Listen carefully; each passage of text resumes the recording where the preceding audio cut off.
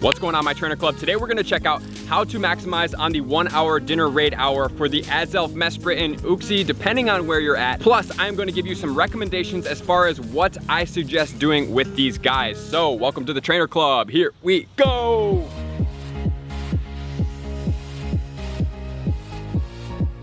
Welcome back, my trainers. I appreciate you guys being here. Let me know in the comments below.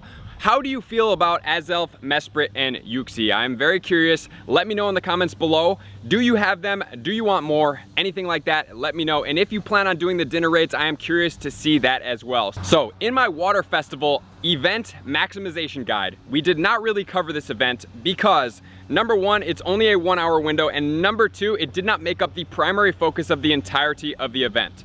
So here's what we're gonna do. We are going to check out, obviously we have 1 hour raid dinner window. This week, it looks like it's only going to be Azelf for the Americas. We have the Mesprit for the Europes, and then we have the Uxie for the Asias. So what does that mean for you guys? Is it worth doing? How many should we do, right? Everybody has those questions. Is it gonna be worth powering up? We'll come out with that soon, but here we go. As far as these guys go, right, we have Montreal coming up, right? So that's the next safari zone. Then we have the Taiwan. So if you plan to go to either of these, expect trainers from all around the globe to be there. A little bit less than the Go Fests, I would presume, but still, trainers are gonna be trying to go to these fests because they're very similar to the Go Fest. So hopefully at these safari zones, which I don't know because I haven't been to one, we will get the 5 special trades per day at a 50% Stardust discount, which means if you are looking for a Mesprit, an Uxie, or an Azelf, this would be a great time for you to bring your region's Pokemon to the Safari Zone to be able to trade for it. However, just make this notation.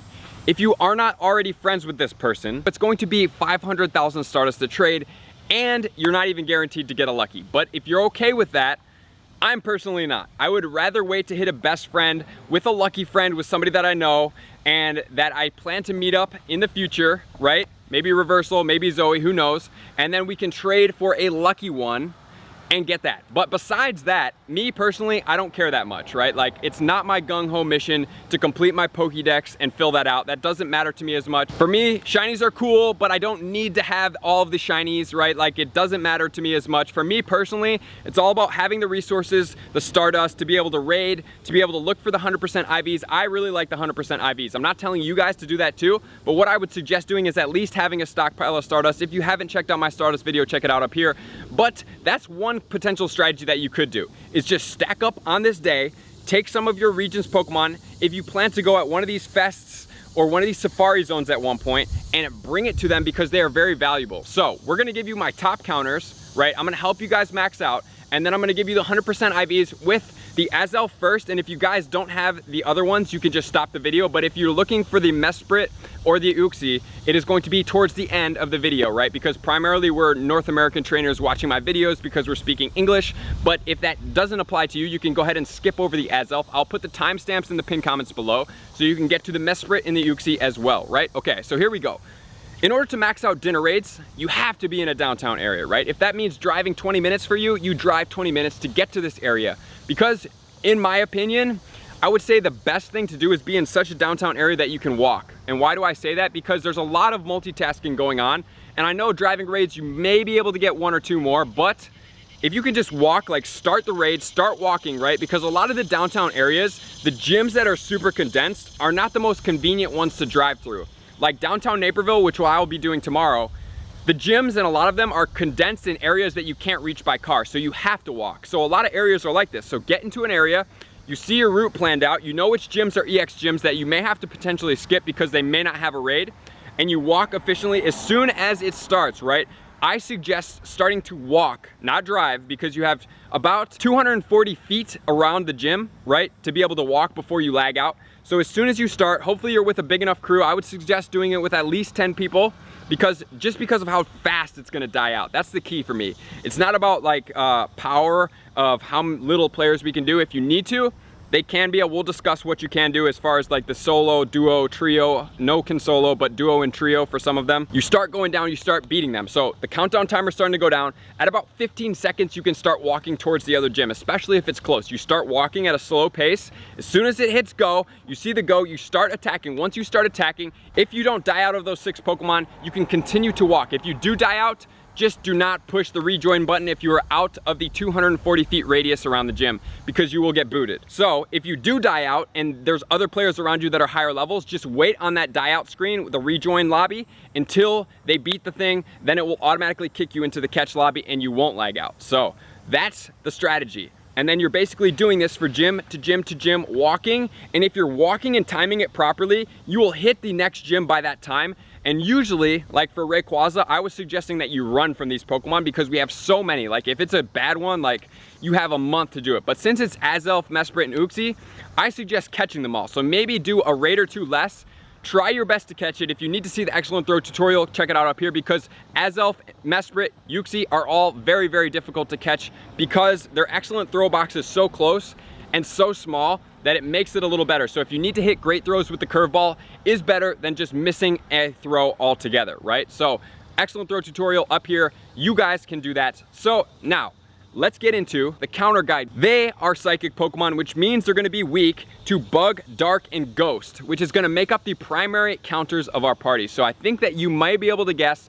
I'm gonna give you probably top 3 for sure. Maybe I'll give you 5 just to help you guys out. So number one is going to be the Giratina Origin form. And the Giratina Origin form is going to have Shadow Claw, Shadow Ball. So he has the optimal Ghost moveset. He gets the stab effectiveness. He is a freaking beast, right? So if you need to power one up, you haven't powered one up, we have Mewtwo coming up, so I'm gonna give you a little hint.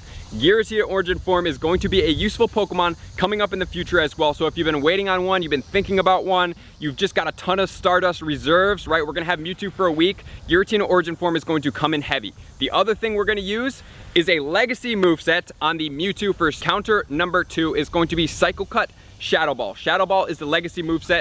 If you don't have one, I would consider lucky trading for one. That's the only way you can really obtain one, is through trade. But I suggest only through lucky trade. Number 1, because they're gonna start to get rarer and rarer as people trade them away, because you can't trade traded Pokemon. Number 2, you wanna have a good one. You only want to have a good one, right? You don't wanna trade it randomly, it doesn't go lucky, and then all of a sudden, it has a base floor of like 5-3-5. Like that is just not the optimal. But if you trade it with lucky, it's at least gonna be a 12-12-12. 112,000 Stardust to power up. That is what you are going to look for. And the third counter, a little bit glassier. I would suggest staying to the top 2 if you can. It's gonna be Gengar with either legacy move of Shadow Claw, legacy raid day move of Lick, or Hex and Shadow Ball. So the Gengar is gonna come into play here. Like I said, it's a little bit more glassier.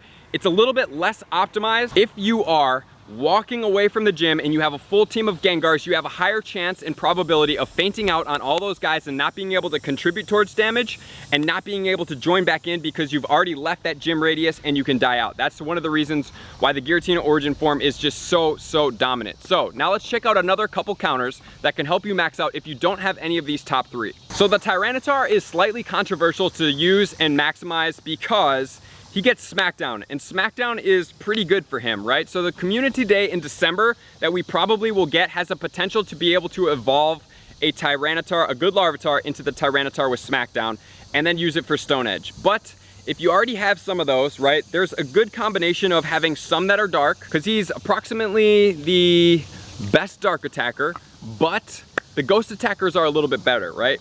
So what you could do is have a couple of the Larvitars. Let's say you have 5 hundos, right? Maybe you use 2 of those hundos for the dark, 3 of those hundos for the Smackdown, so that you can maximize in both potential. For myself, I do that. I have maybe 4 or 5 maxed out with the Bite Crunch because Mewtwo, he was the best back then. And then I have 4 or 5 with Smackdown maxed out because he was the best rock attacker. Rampardos has kind of trumped over him a little bit, but Rampardos is still rare. I'm sure at some point he'll have a Community Day, but the primary focus was Smackdown Stone Edge because the Smackdown is just such a boss move, right? Since then, there has been other Pokemon that now have Smackdown as well, so it's not quite as good, but it's still very valuable. And then we can use the Weavile. The one thing I don't like about the Weavile is it's slightly glassy, but the moveset's gonna be Feint, Attack, and Foul Play. So then I'm gonna give you 3 more budget Pokemon that are a little bit easier to obtain. Number 1, we have the Honchkrow with the Snarl and the Dark Pulse. Then we have the Absol with the Snarl and the Dark Pulse as well. And then finally, we have the Houndoom with the Snarl and the Foul Play. So those guys are great dark options as well.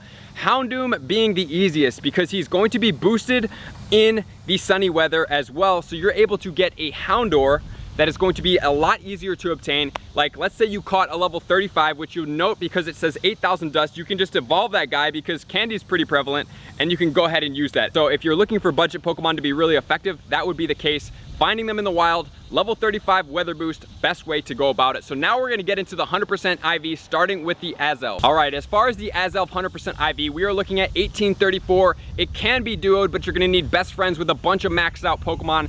So the ideal party size is gonna be 3 to 6. But if you're gonna be doing these walking raids, I highly suggest that you guys max out and make sure to do it with party sizes of at least 8 because of the amount of time it's gonna take. It's not about can we beat it, it's about how little of time will it take us to beat it so we can move on to the next one and catch it within a 1 hour time span. All these guys are gonna be boosted in windy conditions, so boosted for the Azelf is gonna be 2293. It is the attack form basically of these lake guardians. So moving onwards, if you don't have this in your region, go ahead and skip this, but here we go.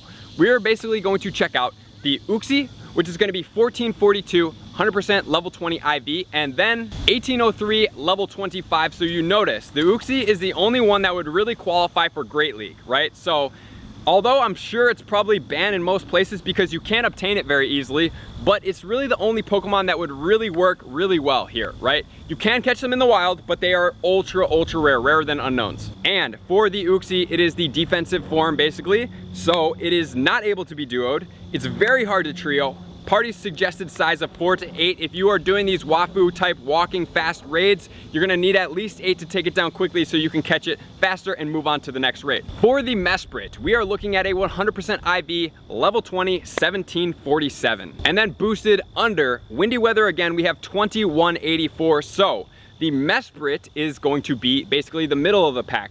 The defense and the attack are pretty lined up, and the stamina is just a little bit lower, but it's more of the even keel type Pokemon. It can be duoed, but it is extremely hard. It needs friendship bonus and ideally weather boost bonus as well for the attacks, which would mean foggy weather, right? Which is not easy to come by. So the other thing I would suggest is party sizes of at least 4, ranging all the way to 8 plus if you're gonna try to do it fast because you can take it down better. So that is everything, guys. I hope you guys enjoyed this, a little quick condensed prep preview guide for the Azelf, the Uxie, and the Mesprit. I hope that whatever region you guys get, you take advantage of my tips, you catch some, and you bring them to the safari zones or the Go Fests that are gonna be coming up in the future because they are valuable for trade, and we will come out with a guide that is going to be will or should you power up each of these guys in Pokemon Go, because we will be able to take all of them into account because they are all psychic Pokemon. So I appreciate you guys. Thank you to all my likers, commenters, subscribers, my sharers especially. This really helps me out. 100K subs is our new goal for the end of the year, and all of my Patreon members for taking their subscription to the next level. I appreciate each and every one of you guys. And guess what? I can't wait to connect with you in Montreal. Stay tuned for my updated Montreal meetup schedule, and I will see you guys out on the next video. Peace. I just want to take a moment and sincerely thank all of my Patreon members, everybody that has taken their subscription to the next level and chosen to support me on this platform. I greatly appreciate you guys.